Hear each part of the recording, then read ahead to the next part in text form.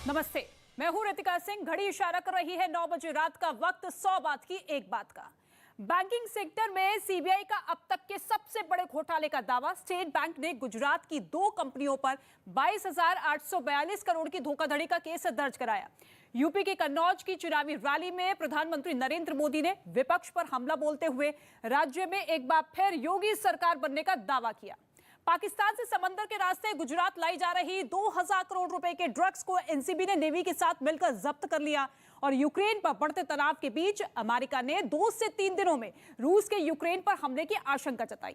और बड़ी खबर इस वक्त हिजाब विवाद पर। कर्नाटक में हिजाब विवाद के बीच एक सरकारी स्कूल में नमाज पढ़े जाने पर घमासान शुरू हो गया, क्योंकि कर्नाटक के बागलकोट के एक स्कूल में हिजाब पहनी कुछ छात्रों के नमाज पढ़ने का वीडियो वायरल हो गया, जिस पर इलाके के लोगों ने सख्त ऐतराज जताया, जिसके बाद स्कूल प्रशासन ने इस तरह की घटना दोबारा नहीं होने का भरोसा दिया। हालांकि इस मामले में अभी तक कर्नाटक के शिक्षा विभाग का कोई बयान सामने नहीं आया है। आनंद तिवारी इस वक्त हमारे साथ मौजूद है। आनंद, क्या कुछ अपडेट इस पर? और जी रितिका, हिजाब का मुद्दा अभी गरमाया हुआ है। उसी के बीच कर्नाटक के एक स्कूल में 6 लड़कियों ने नमाज पढ़ी है और इसका वीडियो सोशल मीडिया पर जमकर वायरल हो रहा है। ये वीडियो दक्षिण कन्नड़ के एक सरकारी स्कूल का बताया जा रहा है। इस वीडियो के सामने आने के बाद शिक्षा विभाग और स्कूल प्रशासन हरकत में आ गए हैं और उन्होंने इस वीडियो के जांच के आदेश दे दिए हैं। स्कूल प्रशासन ने तमाम स्टूडेंट को हिदायत दी है कि वो स्कूल के अंदर किसी भी तरह की कोई धार्मिक गतिविधि को अंजाम ना दें। वहीं कर्नाटक से शुरू हुए हिजाब विवाद की वजह से पश्चिम बंगाल के मुर्शिदाबाद में बवाल हो गया है। आरोप यह है कि वहां के एक स्कूल के प्रिंसिपल ने छात्राओं को हिजाब पहनने से रोक दिया। इस बात से नाराज लोगों ने स्कूल के शिक्षकों को बंधक बना लिया, जिसका पता चलते ही वहां फौरन पुलिस की टीम पहुंच गई। लेकिन थोड़ी ही देर में वहां के हालात बिगड़ गए। नाराज लोगों ने पुलिस पर पथराव शुरू कर दिया। कई लोग पुलिस वालों के साथ मारपीट कर वहां पर हिंसक तस्वीरें निकलकर सामने आई, जिसके बाद पुलिस ने हालात संभालने के लिए वहां बवाल कर रहे लोगों को खदेड़ना शुरू किया। लेकिन इसके बाद भी वहां के हालात बिगड़ते चले गए। इसके बाद पुलिस के जवानों को वहां आंसू गैस के गोले दागने पड़े। बाद में किसी तरह स्कूल में बंधक बनाए शिक्षकों को वहां से निकाला गया। और इस हिजाब विवाद की आंच देश के 9 राज्यों तक पहुंच चुकी है। पिछले कई दिनों से देश के कई हिस्सों में कर्नाटक के हिजाब विवाद पर प्रदर्शनों का सिलसिला लगातार जारी है और आंध्र प्रदेश में भी इस मुद्दे पर प्रदर्शन तेज हो गया।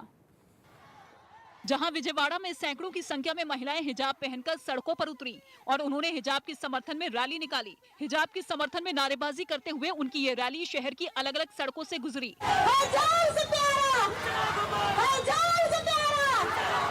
प्रदर्शन में शामिल महिलाओं ने किसी भी कीमत पर हिजाब पहनना नहीं छोड़ने का ऐलान किया और खुद को इसके लिए हर लड़ाई के लिए तैयार बताया। कुछ ऐसी ही तस्वीरें आंध्र प्रदेश के पश्चिम गोदावरी से भी सामने आई। वहां भी हाथों में हिजाब के समर्थन में नारे लिखे पोस्टर और तिरंगा लेकर गानों की धुन पर हिजाब पहनी महिलाओं ने रैली निकाली। स्कूल और कॉलेजों में हिजाब को लेकर ये विवाद कर्नाटक के उडुपी से शुरू हुआ था, जिसके बाद रोजाना देश के अलग अलग हिस्सों में प्रदर्शन हो रहे हैं। और इसकी एक तस्वीर जम्मू कश्मीर से भी सामने आई, जहां जम्मू में हिजाब के समर्थन में कुछ लोग सड़क पर उतर गए और उन्होंने सड़क के बीचों बीच धरना शुरू कर दिया। प्रदर्शन में शामिल लोग अपने हाथों में हिजाब के समर्थन में नारे लिखे पोस्टर भी पकड़े रहे। हिजाब के समर्थन में सड़क पर प्रदर्शन कर रहे लोगों ने अल्लाहू अकबर के नारे भी लगाए। प्रदर्शन की वजह से ट्रैफिक रुकने की जानकारी मिलने पर पुलिसकर्मी वहां पहुंच गए। उन्होंने प्रदर्शन कर रहे लोगों को सड़क के किनारे कर रास्ते को खुलवाया। और अलग अलग जगहों पर जारी प्रदर्शन के बीच मध्य प्रदेश के सतना में उस वक्त बवाल हो गया जब मुस्लिम समुदाय की एक लड़की हिजाब पहनकर परीक्षा देने पहुंच गई, जिसका वहां मौजूद कुछ छात्रों ने विरोध शुरू कर दिया और उसे हिजाब पहनकर परीक्षा देने की मंजूरी दिए जाने पर अगले दिन से भगवा कपड़े पहनकर कॉलेज आने की चेतावनी दे डाली।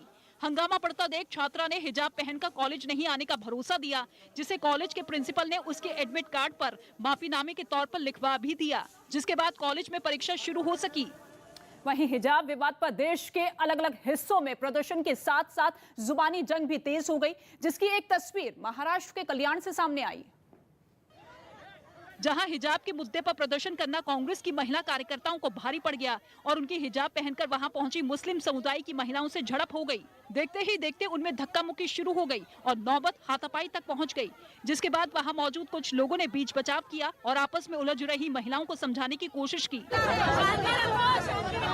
हिजाब पहनकर पहुंची महिलाओं ने कांग्रेस पर इस मुद्दे पर राजनीति करने का आरोप लगाया। और इस बीच हिजाब विवाद के पक्ष और विरोध में बयानबाजी भी तेज होती हुई नजर आई और अलीगढ़ में समाजवादी पार्टी की नेता रुबीना खानम ने विवादास्पद बयान दे दिया।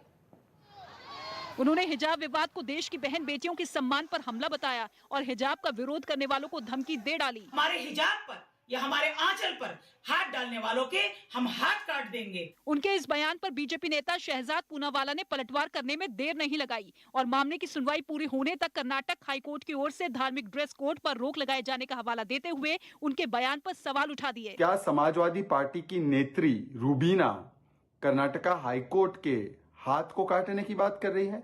कर्नाटक का हिजाब विवाद हाई कोर्ट में है और 14 फरवरी को इस पर अगली सुनवाई होगी। तब तक के लिए अदालत ने स्कूलों में किसी भी तरह के धार्मिक कपड़ों पर रोक लगा दी है।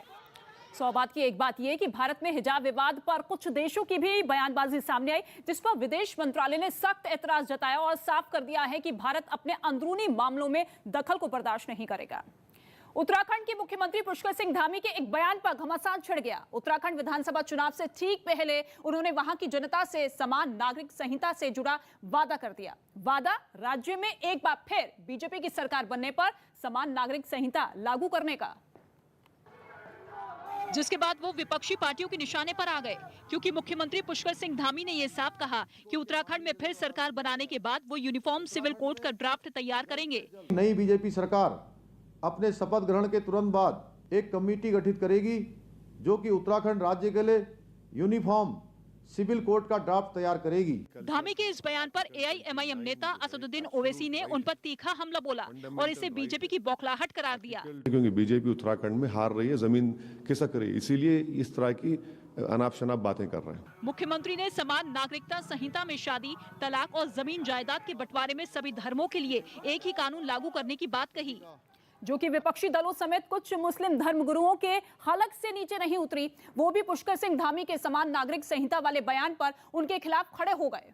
इस तरीके के मुद्दे और शिया मुस्लिम पर्सनल लॉ बोर्ड के राष्ट्रीय महासचिव मौलाना यासूब अब्बास भी मुख्यमंत्री धामी पर भड़क गए। हम नहीं समझते कि इस तरीके के मुद्दे उठा करके अब लोगों को गुमराह किया जा सकता है। वहीं कांग्रेस ने तो मुख्यमंत्री के साथ पूरी पार्टी को आड़े हाथ लिया और चुनावी माहौल में इसे बीजेपी की साजिश करार दिया। प्रदेश के अंदर पिछले 5 साल से आप सत्ता की मलाई चाट रहे हैं, तब आपको किसने रोका था यूनिफॉर्म सिविल कोड लागू करने के लिए? हंगामा बढ़ा तो बीजेपी भी फ्रंट फुट पर आ गई और धामी के समान नागरिक संहिता वाले बयान का जमकर विरोध किया गया। विरोध करने वालों को जवाब भी दिया गया, लेकिन कुछ जुदा अंदाज में, जिसकी जिम्मेदारी भारतीय जनता युवा मोर्चा के अध्यक्ष तेजस्वी सूर्या ने अपने कंधों पर उठा ली। उन्होंने एक रैली निकाली जिसमें यूनिफॉर्म सिविल कोड के समर्थन में जमकर नारे लगाए गए। बीजेपी प्रवक्ता शहजाद पूनावाला ने भी इस मुद्दे पर विरोधियों पर पलटवार किया। यूनिफॉर्म सिविल कोड तो संविधान का हिस्सा है, मुस्लिम यूनिवर्सिटी तुष्टीकरण का किस्सा है। उत्तराखंड में 14 फरवरी को मतदान होना है, जिससे पहले मुख्यमंत्री धामी ने ये बड़ा दांव खेल दिया, जिस पर सियासी घमासान छिड़ गया। सौ बात की एक बात यह कि अगर राज्य में बीजेपी की सरकार फिर बन जाती है और समान नागरिक संहिता लागू हो जाती है तो इसके तहत किसी समुदाय विशेष के लिए अलग से नियम नहीं होंगे। अभी धर्म और परंपरा के नाम पर अलग नियमों को मानने की छूट है। प्रधानमंत्री नरेंद्र मोदी ने उत्तर प्रदेश के कन्नौज में एक रैली की, जिसमें उन्होंने कांग्रेस और समाजवादी पार्टी पर निशाना साधते हुए यह दावा किया कि इस बार फिर यूपी में योगी आदित्यनाथ की ही सरकार बनेगी। पूरा यूपी जानता है,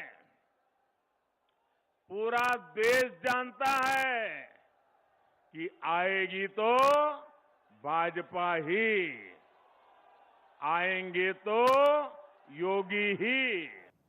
एनसीबी ने एक बहुत बड़े ड्रग्स रैकेट का भंडाफोड़ किया है और उससे जुड़े कई आरोपियों को देश भर से गिरफ्तार भी किया गया है। नारकोटिक्स कंट्रोल ब्यूरो ने यह बताया है कि उसने देश के अलग अलग हिस्सों से कुल 22 आरोपियों को ड्रग्स की खरीद फरोख्त के मामले में गिरफ्तार किया, जिनमें 4 लड़कियां और एनसीबी का एक सिपाही भी शामिल है। पकड़े गए लोगों पर यह आरोप है कि वो विदेश से ड्रग्स मंगवाकर देश के छात्रों के घरों तक उनकी सप्लाई करते थे, जिसके लिए उन्होंने अनोखा तरीका निकाला था। आरोपी किताबों, खिलौनों और कपड़ों जैसी चीजों में ड्रग्स की सप्लाई किया करते थे। चौंकाने वाली बात तो ये सामने आई है कि बिटकॉइन के जरिए ड्रग्स को खरीदा जाता था और इसी काम के जरिए आरोपी करोड़ों की कमाई कर रहे थे। एनसीबी को उनके पास से ड्रग्स के अलावा करीब 22.5 लाख रुपए भी बरामद हुए हैं। पूछताछ में आरोपियों ने यह भी बताया है कि वो छापेमारी से बचने के लिए सोशल मीडिया पर क्लास लिया करते थे और उन्होंने मैसेजिंग ऐप टेलीग्राम पर कई ग्रुप भी बनाए हुए हैं। लगभग 20 से 35 साल की उम्र में थे। प्रोफेशनल्स जैसे engineers, doctors, financial consultant, businessman, यहां तक कि उसमें कुछ म्यूजिशियंस और आर्टिस्ट भी थे। सौबात की एक बात यह है कि एनसीबी इन आरोपियों को पकड़ने के लिए देश भर में बीते 4 महीने से ऑपरेशन चला रही थी। आरोपियों की गिरफ्तारी के बाद पता यह चला है कि उनमें ज्यादातर घरेलू हिंसा का शिकार हुए थे, जिसके बाद उन्होंने ड्रग्स लेना शुरू कर दिया और फिर उनकी खरीद फरोख्त से जुड़ गए। बेरोजगारी के मुद्दे पर राहुल गांधी को घेरा गया। कांग्रेस के पूर्व अध्यक्ष राहुल गांधी ने बेरोजगारी के मुद्दे पर सरकार को घेरने की कोशिश की। उन्होंने एक ट्वीट कर ये दावा किया कि देश में बेरोजगारी की वजह से आत्महत्या बढ़ी, जिसकी जिम्मेदारी केंद्र सरकार को लेनी चाहिए। उत्तराखंड में विधानसभा चुनाव का प्रचार थम गया। प्रचार के आखिरी दिन राज्य में पीएम मोदी और गृह मंत्री अमित शाह समेत रक्षा मंत्री राजनाथ सिंह और यूपी के मुख्यमंत्री योगी आदित्यनाथ ने बीजेपी के लिए जनसभाएं की, तो वहीं कांग्रेस और आम आदमी पार्टी ने भी आखिरी दिन प्रचार में अपनी पूरी ताकत झोंक दी। प्रधानमंत्री नरेंद्र मोदी 3 मार्च से 5 मार्च तक वाराणसी के दौरे पर रहेंगे। खबर है कि 3 दिन पीएम मोदी अपने संसदीय क्षेत्र वाराणसी में ही रुकेंगे। राजस्थान में शिक्षकों की भर्ती के लिए होने वाली परीक्षा रीट के पेपर लीक मामले में विवाद थमता नहीं दिख रहा। इसके लिए अब राज्यवर्धन राठौर ने सीएम गहलोत को चिट्ठी लिखकर इस मामले की जांच की मांग की। प्रोटोकॉल का समय है, मुख्यमंत्री जी अपने आप को गांधीवादी कहते हैं, तो मैंने ये गांधीवादी तरीके से अपील करी है। और बड़ी खबर अमेरिका से। अमेरिका की खुफिया एजेंसियों ने चेतावनी दी है कि अगले 48 घंटों के अंदर रूस यूक्रेन पर हमला कर सकता है, जिसके बाद अमेरिका ने यूक्रेन में अपना दूतावास खाली करने और अपने नागरिकों को तुरंत यूक्रेन छोड़ने के लिए एडवाइजरी भी जारी कर दी। इससे पहले अमेरिका के राष्ट्रपति जो बाइडेन खुलकर कह चुके हैं कि रूस के यूक्रेन पर हमले का मतलब होगा विश्व युद्ध की शुरुआत। और दुनिया को डरा देने वाली इस हलचल के बीच अमेरिका के खुफिया विभाग को सैटेलाइट से मिली तस्वीरों से पता चला है कि रूस की सेना तीनों ओर से यूक्रेन को घेर चुकी है। संदीप बोल इस वक्त मेरे साथ मेरे सहयोगी मौजूद है। संदीप, और क्या कुछ अपडेट इस पूरे मामले को लेकर? रितिका, जिस तरीके के हालात बने हुए हैं उससे तो साफ लग रहा है कि हो सकता है कि आने वाले दिनों में जो तनाव है वो पूरी तरीके से युद्ध का रूप ले ले, और यही इसी तरीके का जो एक आशंका है वो दुनिया के तमाम देशों को भी है। लिहाजा अब जो है ये बात साफ हो रही है कि राष्ट्रपति बाइडेन और व्लादिमीर पुतिन जो है रूस के राष्ट्रपति, वो लोग आपस में बात करना चाहेंगे और शनिवार को बातचीत भी होगी। लेकिन जिस तरीके से रूस ने यूक्रेन के तीनों तरफ से जिस तरीके से उसने सैन्य अभ्यास करना शुरू किया है, उसने इस बात की आशंका जता दी है कि हो सकता है कि बहुत ही जल्द रूस जो है यूक्रेन पर हमला कर दे। तो 1-2 दिनों के अंदर तीसरा विश्व युद्ध छिड़ सकता है, क्योंकि इस बार अमेरिका ने खुफिया एजेंसियों की रिपोर्ट का हवाला देते हुए कह दिया है कि रूस के राष्ट्रपति पुतिन किसी भी वक्त यूक्रेन पर हमले का आदेश दे सकते हैं। और अमेरिका के राष्ट्रपति जो बाइडेन पहले ही कह चुके हैं कि अगर यह हमला हुआ तो तीसरा विश्व युद्ध छिड़ जाएगा। और अब अमेरिकी राष्ट्रीय सुरक्षा सलाहकार ने आशंका जता दी कि अगले 2 दिनों में यूक्रेन पर रूस की सेना के हमले शुरू हो सकते हैं, जिसका मतलब होगा तीसरे विश्व युद्ध की शुरुआत। क्योंकि अमेरिका के राष्ट्रपति बाइडेन पहले ही दावा कर चुके हैं कि रूस के यूक्रेन पर धावा बोलने का मतलब होगा विश्व युद्ध। We continue to see signs of Russian escalation. We are in the window when an invasion could begin at any time. यही नहीं, अमेरिका ने आशंका जताई कि युद्ध छिड़ा तो हालात इतने बदतर हो जाएंगे कि उसके लिए वहां फंसे अपने नागरिकों को बचाना मुश्किल हो जाएगा। इसीलिए उसने यूक्रेन में अपना दूतावास खाली करने की भी तैयारी शुरू कर दी, क्योंकि उसे डर है कि एक बार युद्ध शुरू होने पर हवाई, रेल या सड़क मार्ग के जरिए वहां पहुंचना नामुमकिन हो जाएगा। If a Russian attack on Ukraine proceeds, it is likely to begin with aerial bombing and missile attacks. अमेरिकी सरकार के इन बयानों ने पूरी दुनिया में खलबली मचा दी है। बयानों से साफ है कि अमेरिका को लग चुका है कि तीसरे विश्व युद्ध की शुरुआत अब बेहद करीब आ चुकी है। यही वजह है कि उसने और कई दूसरे देशों ने अपने नागरिकों को तुरंत यूक्रेन छोड़ने की चेतावनी दे डाली है। क्योंकि अमेरिका की खुफिया एजेंसियों को सैटेलाइट से मिली तस्वीरों से भी पता चला है कि रूस की सेना यूक्रेन को तीनों ओर से घेर चुकी है। और बेलारूस में यूक्रेन की सीमा के पास उसकी सेना ने युद्ध का अभ्यास भी तेज कर दिया, जिसकी तस्वीरें खुद रूस के रक्षा मंत्रालय ने जारी की, जिनमें रूस के दर्जनों टैंक फर्राटा भरते हुए बेलारूस के साथ चल रही जॉइंट मिलिट्री ड्रिल के लिए जाते दिखे। और जब इन टैंकों ने गोले बरसाने शुरू किए तो पूरा इलाका धमाकों की आवाज से गूंज उठा। एक और टैंकों से गोले बरसते दिखाई दिए तो दूसरी ओर उनकी आड़ में रूस के सैनिक भी ताबड़तोड़ फायरिंग करते नजर आए। रूस के इस शक्ति प्रदर्शन के दौरान कुछ सैनिक रस्सी की मदद से हेलीकॉप्टर से उतरने का अभ्यास भी करते दिखे।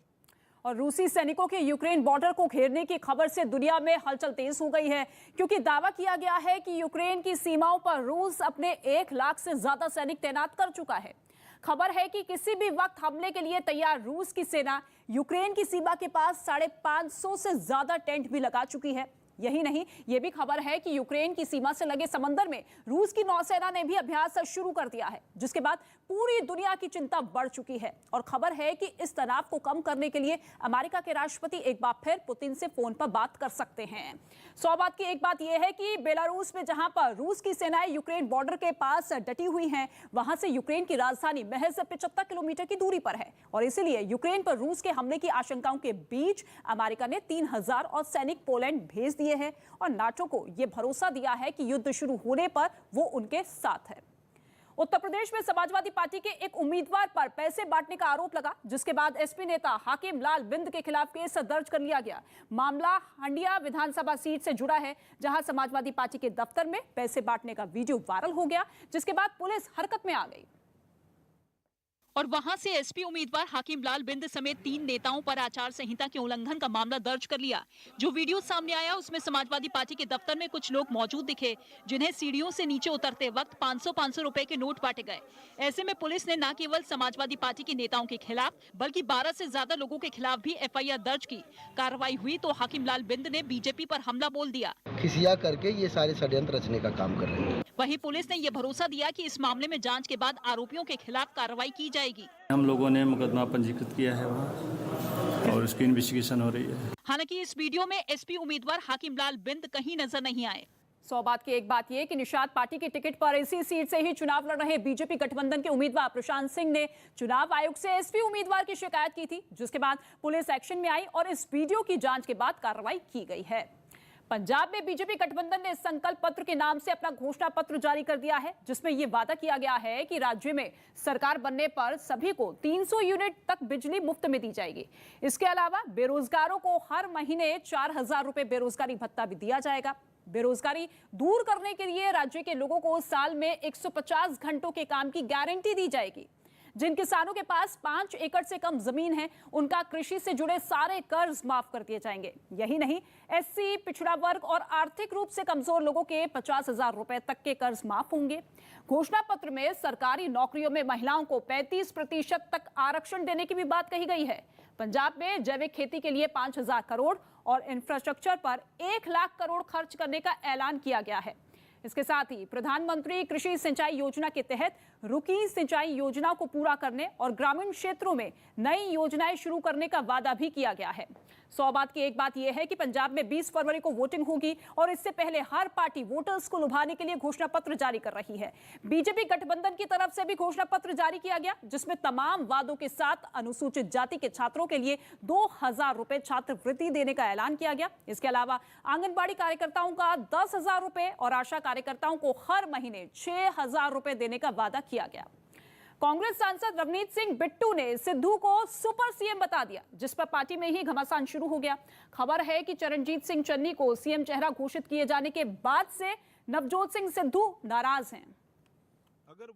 और ऐसे में अब कांग्रेस सांसद रवनीत सिंह बिट्टू ने पंजाब में दोबारा सरकार बनने पर सिद्धू को सुपर सीएम का पद दिए जाने की बात कह दी। यही नहीं, उन्होंने इसकी वजह भी बताई। वाकई सुपर सीएम है, क्यों? उसके कारण है चरणजीत चन्नी जी सिद्धू साहब का मॉडल ही अडॉप्ट करेंगे। हालांकि कांग्रेस सिद्धू पर दिए अपने सांसद के बयान से इत्तेफाक रखती नहीं दिखी और कांग्रेस नेता जयवीर शेरगिल ने तो उनसे इस बयान पर सफाई देने की मांग कर दी। जब पंजाब में 10 मार्च के बाद कांग्रेस की सरकार आएगी तो पंजाब की जनता सुपर सीएम होगी। असल में चरणजीत सिंह चन्नी को सीएम के चेहरे के तौर पर चुने जाने के बाद से ही सिद्धू ने अमृतसर ईस्ट से बाहर की किसी सीट पर प्रचार नहीं किया, जिसके बाद इस फैसले से उनके नाराज होने की अटकलें लगने लगी। 100 बात की एक बात यह कि चरणजीत सिंह चन्नी को सीएम कैंडिडेट घोषित होने के बाद ये सवाल उठने लगे कि कांग्रेस की सरकार बनने पर सिद्धू को कौन सा पद मिलेगा, जिस पर रवनीत सिंह बिट्टू के जवाब पर पार्टी किनारा करती हुई दिखाई दी। चुनाव से पहले सिद्धू ने कांग्रेस का पंजाब मॉडल पेश कर दिया। पंजाब कांग्रेस के अध्यक्ष नवजोत सिंह सिद्धू ने चुनाव से पहले अपने पंजाब मॉडल को जनता के सामने पेश किया। 13 बिंदुओं वाले इस मॉडल में महिला सशक्तिकरण, स्वास्थ्य, रोजगार और कानून व्यवस्था जैसे मुद्दों को शामिल किया गया। उत्तराखंड में चुनाव प्रचार के लिए पहुंचे यूपी के मुख्यमंत्री योगी आदित्यनाथ ने कांग्रेस को आड़े हाथों लिया। उन्होंने टिहरी में प्रचार के दौरान अपने उत्तराखंड कनेक्शन का हवाला दिया। साथ ही दोनों राज्यों में माफिया राज के लिए कांग्रेस को जिम्मेदार ठहराया। माफिया और कांग्रेस का संबंध कैसे है? चोली दामन का संबंध जैसे होता है ना, ऐसे ही इनका संबंध है। राजस्थान की राजधानी जयपुर में एक शिक्षक संघ के अध्यक्ष ने राज्य के शिक्षा मंत्री बीडी कल्ला के घर के सामने खुद को आग लगाने की कोशिश की। हालांकि पुलिस ने इसके पहले उसे रोक लिया और हिरासत में ले लिया। आत्मदाह करने वाले शिक्षक ने आरोप लगाया कि सरकार के अधूरे वादों से तंग आकर उसने ये कदम उठाया।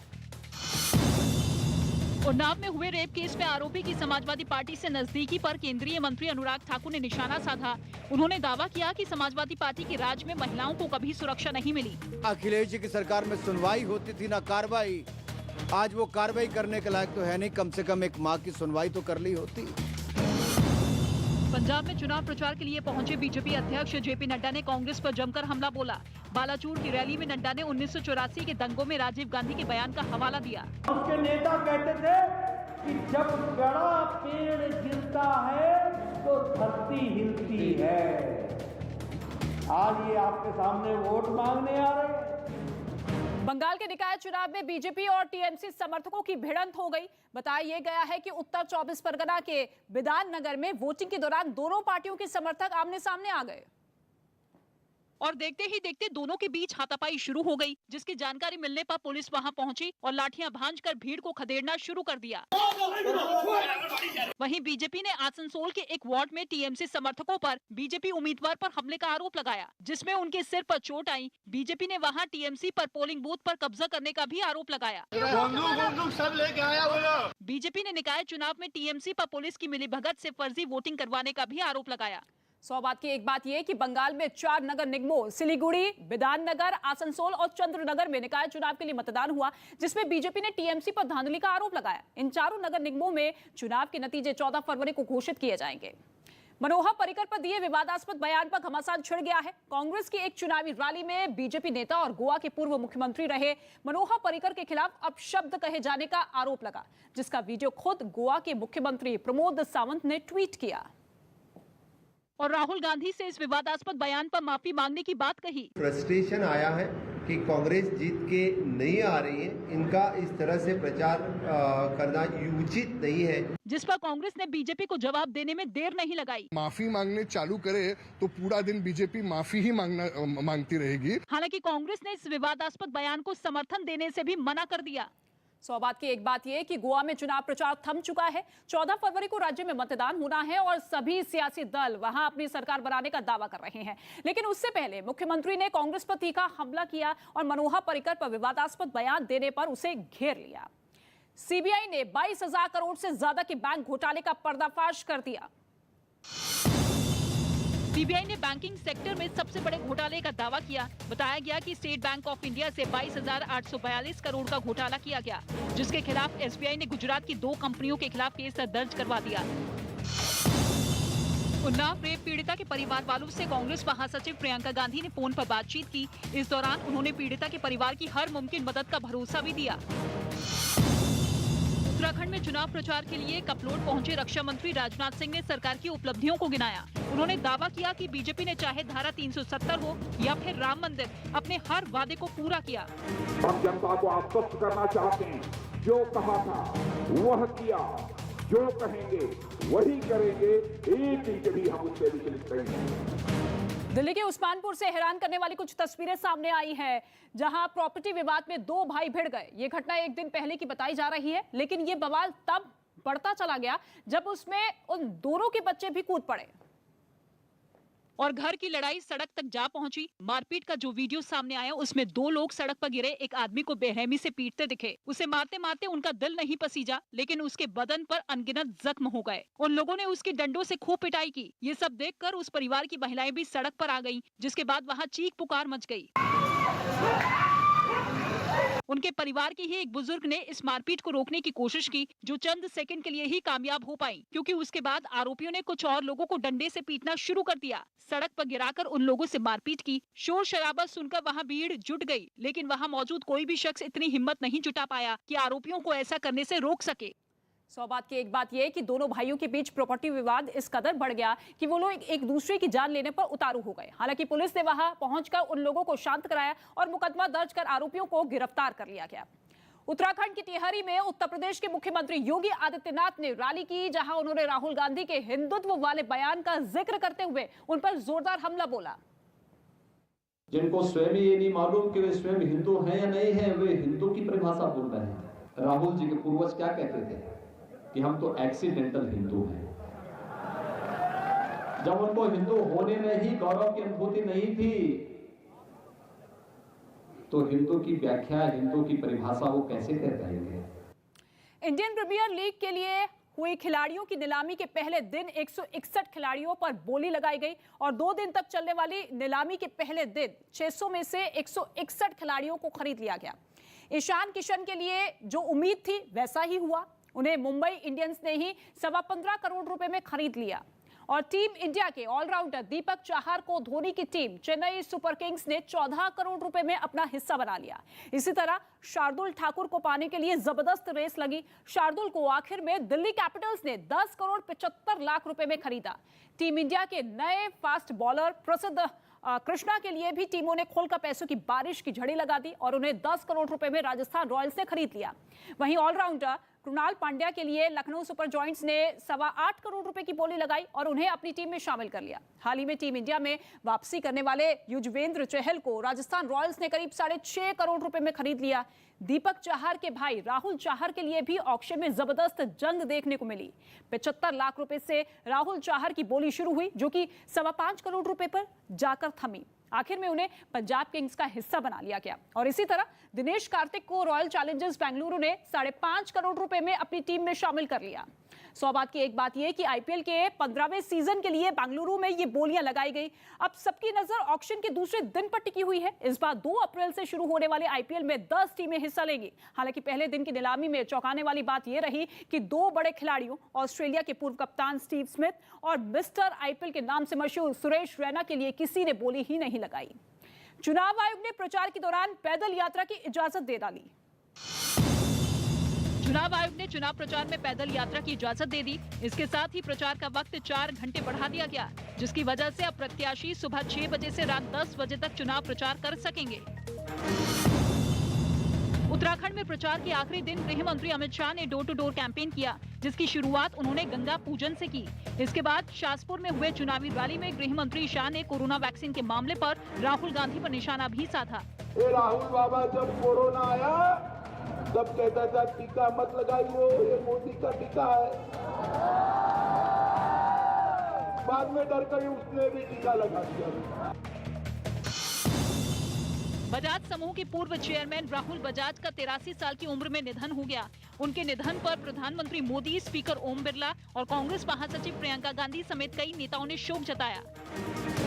आंध्र प्रदेश के विशाखापट्टनम से हैरान करने वाली कुछ तस्वीरें सामने आई हैं। वहां पुलिस ने तकरीबन 2 लाख किलो गांजे को आग के हवाले कर दिया और इसके लिए बकायदा कई झुंड बनाए गए, जहां गांजे को लकड़ियों से ढककर उनमें आग लगाई गई। We have destroyed the ganja seized over last 1 year, which amounts to 200,000 or 2 lakh kgs of ganja. बताया गया कि ये गांजा पुलिस ने पिछले 1 साल के दौरान बरामद किया, जिनमें आंध्र प्रदेश के साथ ही उड़ीसा, छत्तीसगढ़ और महाराष्ट्र के माफिया की मदद से लाया गया। पुलिस के मुताबिक इसकी कीमत करीब 850 करोड़ बताई गई। सौ बात की एक बात यह कि आंध्र प्रदेश पुलिस ने दावा किया है कि इस कार्रवाई में उसने पिछले 1 साल के दौरान अलग अलग जगहों से बरामद गांजे की खेप को एक साथ आग के हवाले कर दिया, जो कि 2 लाख किलो का था। इसकी कीमत 850 करोड़ से ज्यादा की बताई जा रही है।